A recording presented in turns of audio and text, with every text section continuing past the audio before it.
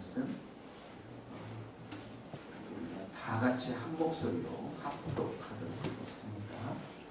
요한계시록 2장 18절 말씀입니다. 두아디라 교회의 사자에게 편지하라. 그 눈이 불꽃 같고 그 발이 빛난 주석과 같은 하나님의 아들이 이르시되 내가 내 사업과 사랑과 믿음과 섬김과 인내를 아노니 내 나중 행위가 처음 것보다 많도다. 그러나 내게 책망할 일이 있노라. 자칭 선지자라 하는 여자 이세벨을 내가 용납하리니 그가 내 종들을 가르쳐 꾀어 행음하게 하고 우상의 제물을 먹게 하는도다. 또 내가 그에게 회개할 기회를 주었으되 자기의 행명을 회개하지 아니하는도다. 볼지어다 내가 그를 침상에 던질 터이요 또 그와 더불어 간음하는 자들도 만일 그의 행위를 회개하지 아니하면 큰 환난 가운데 던지고 또 내가 사망으로 그의 자녀를 죽이니 모든 교회가 나는 사람의 뜻과 마음을 살피는 자인 줄을 알지라. 내가 너희 각 사람의 행위대로 갚아 주리라. 두아디라 남아있어 이 교훈을 받지 아니하고 소위 사탄의 깊은 것을 알지 못하는 너희에게 말하노니 다른 짐으로 너희에게 지울 것은 없노라. 다만 너희에게 있는 것을 내가 올 때까지 굳게 잡으라. 이기는 자와 끝까지 내일을 지키는 그에게 만국을 다스리는 권세를 주리니 그가 철장을 가지고 그들을 다스려 질그릇 깨뜨리는 것 같이 하리라. 나도 내 아버지께 받은 것이 그러하리라. 내가 또 그에게 새벽별을 주리라. 귀 있는 자는 성령이 교회들에게 하시는 말씀을 들을지어다. 아멘.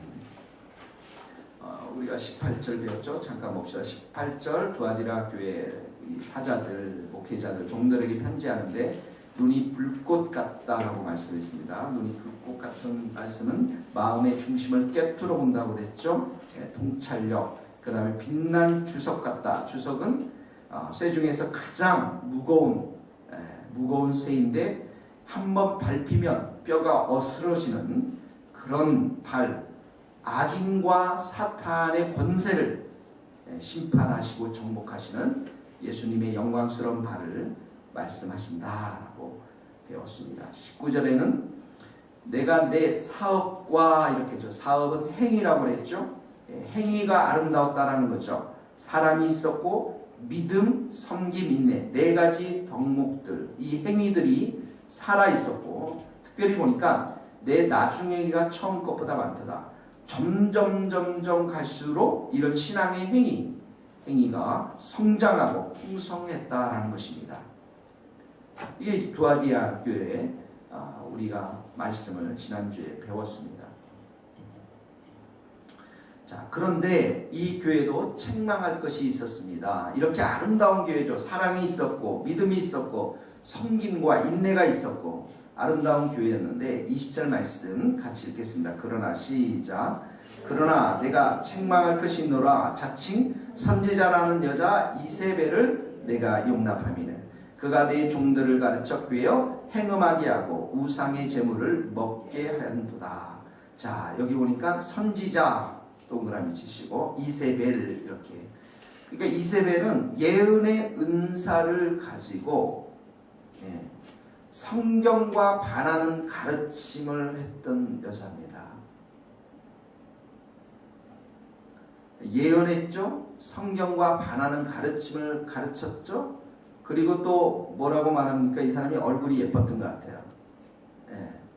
그러니까 주의 정들과 행음했다.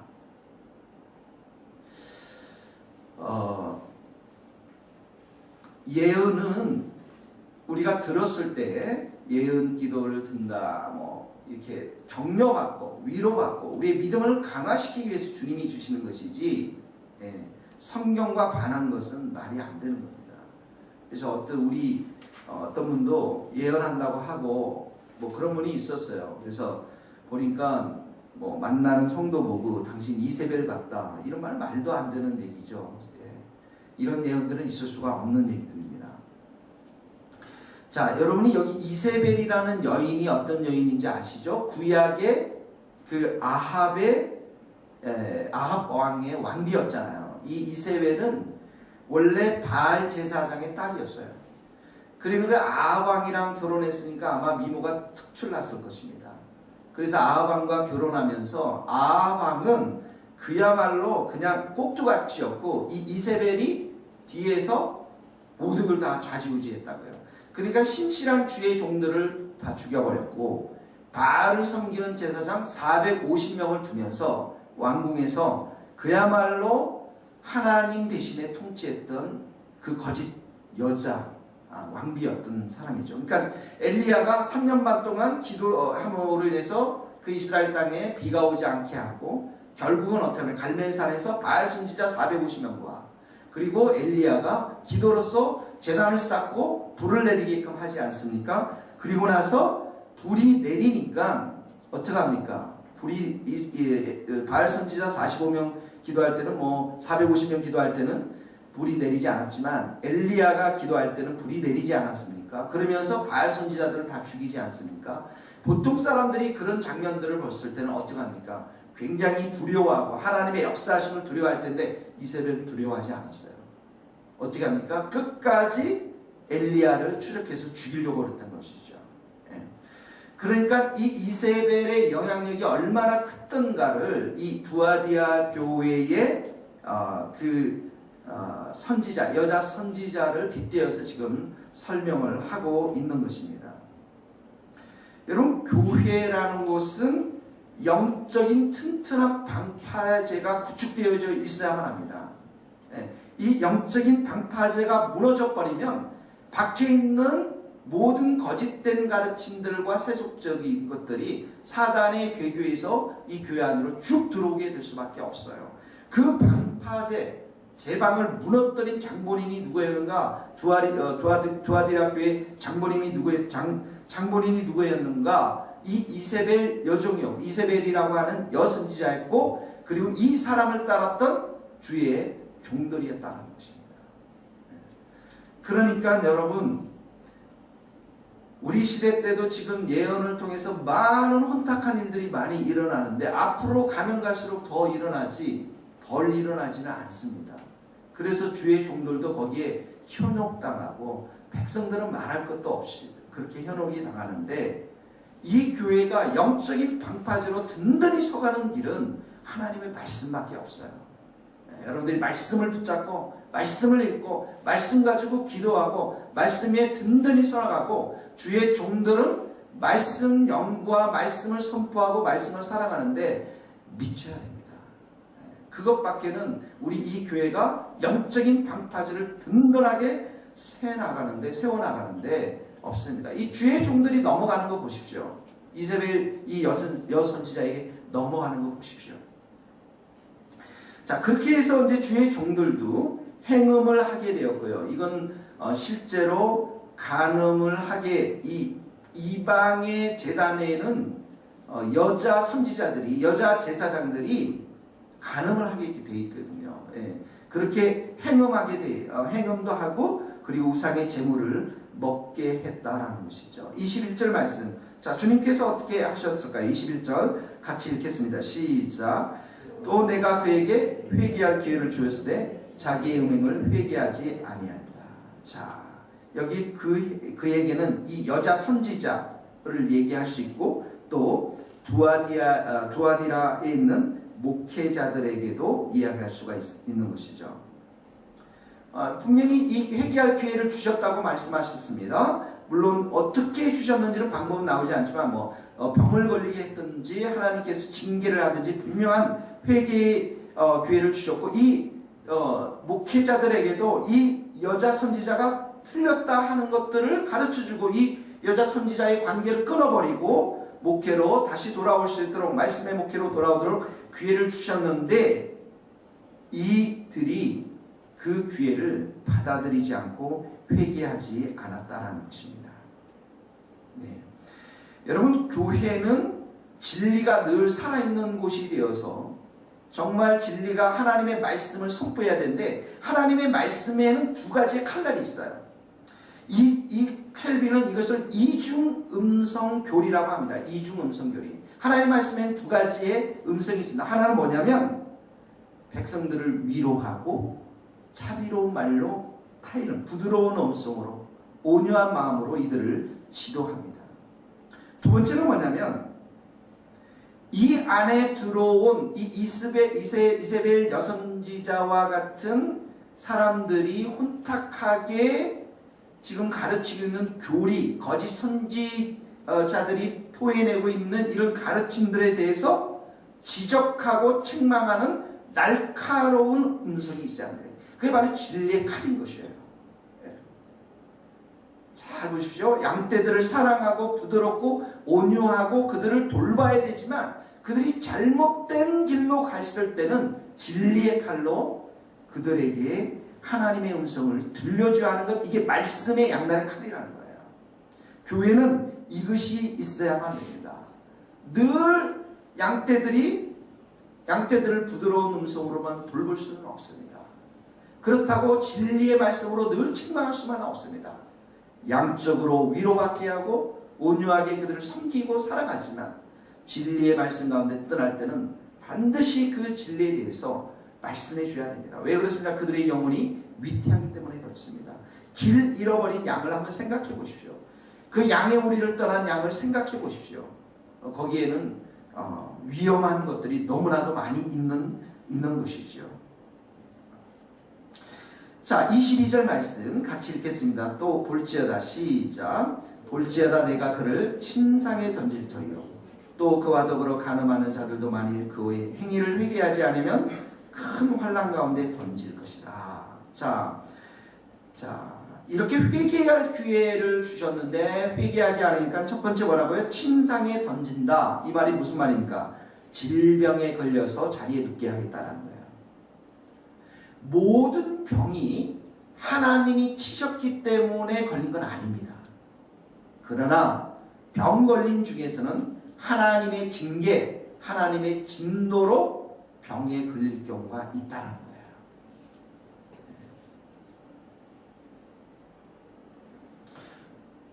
병에 걸리기도 하고 또한 맞기도 합니다, 여러분. 맞기도 해요. 제가 늘 얘기했지만 저도 주님 앞에 돌아왔을 때, 군대에서 돌아왔을 때 정말 많이 맞았어요. 거의 병원에 2주 진단을 받을 정도로 병원에 바로 실려갔으니까 2시간을 맞는데 하나님이 징계할 때는 인정사정 보지 않아요, 여러분. 그러니까 세상을 떠났다가 돌아오려고 하는데 너무너무 완악하고 교만했기 때문에 2시간을 맞는데 총이 부러졌어요.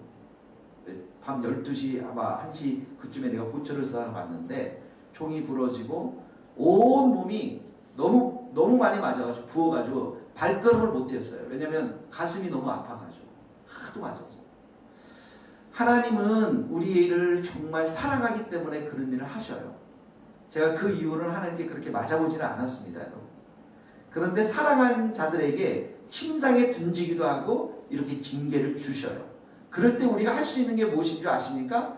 그래서 그 맞고 그 산에서 내려오면서 무릎 꿇고 회개 기도했을 때가 가장 어떻게 보면 내 인생에 아름다웠던 시간이 아니었을까. 정말 주님께서 그 눈물을, 그 가난한 회개의 마음을 받으셨던 시간들이 아니었을까 그런 생각이 듭니다, 여러분. 그래서 징계한다라는 것이고, 그 다음에 두 번째 보니까 행위를 회개하지 않은 큰 환난 가운데 던져, 환난, 어려움, 고난으로 벌하시겠다라는 거죠. 자, 23절 말씀 같이 읽겠습니다. 23절 또 내가 시작. 또 내가 사망으로 그의 자녀를 죽이리니 모든 교회가 나는 사람의 뜻과 마음을 살피는 자인 줄 알지라. 내가 너희 각 사람의 행위대로 갚아주리라. 자, 사망으로 그의 자녀들이라는 게 왜 타락한 종들이죠. 이세벨 이 여선지자를 추종했던 이 주의 종들, 그 여선지자가 낳은 영적 자녀들, 이들을 어떻게 합니까?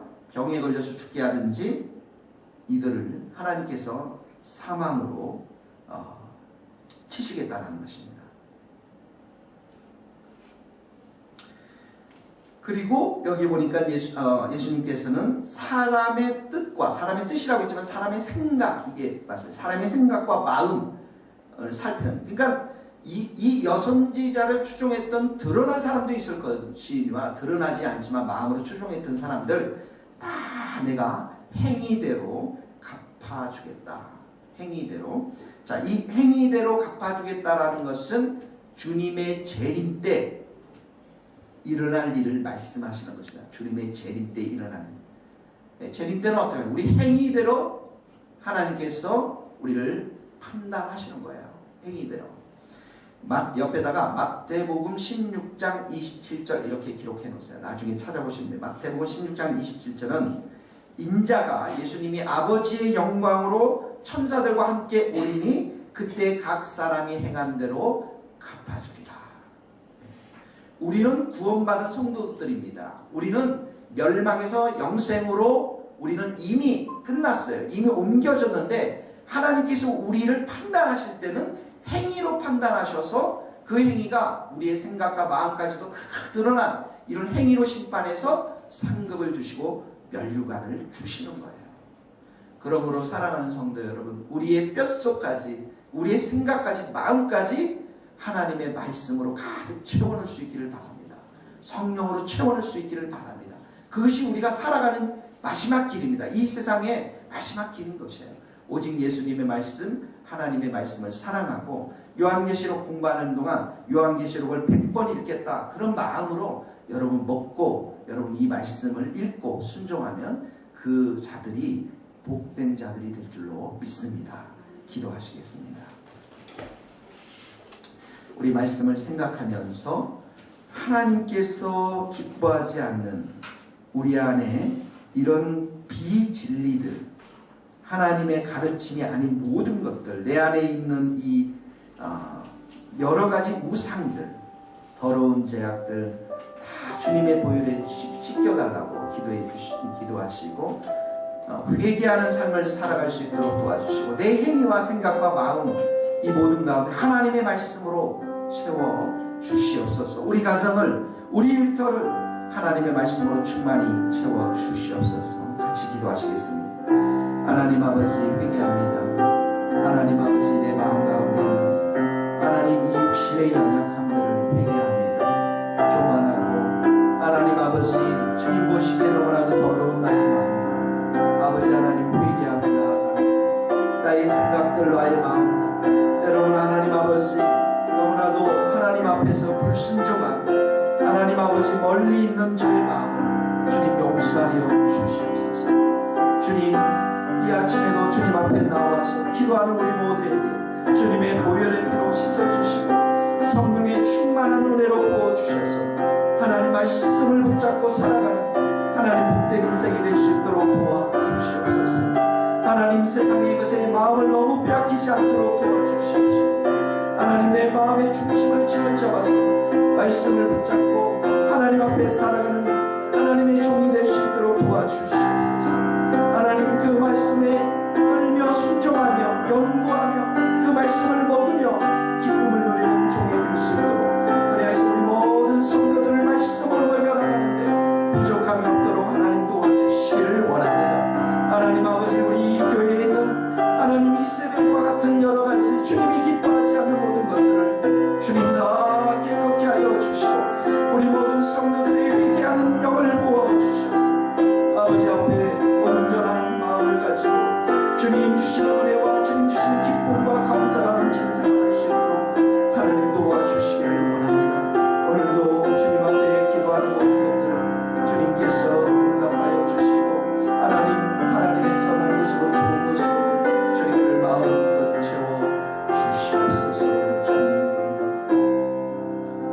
하나님 아버지 이세벨의 가르침과 그 예언을 받아들였던 교회가 하나님으로부터 예수님으로부터 책망받는 이 시간에 우리 자신들을 돌아보며 이 교회를 돌아보며 간절히 회개하는 마음을 갖기를 원합니다.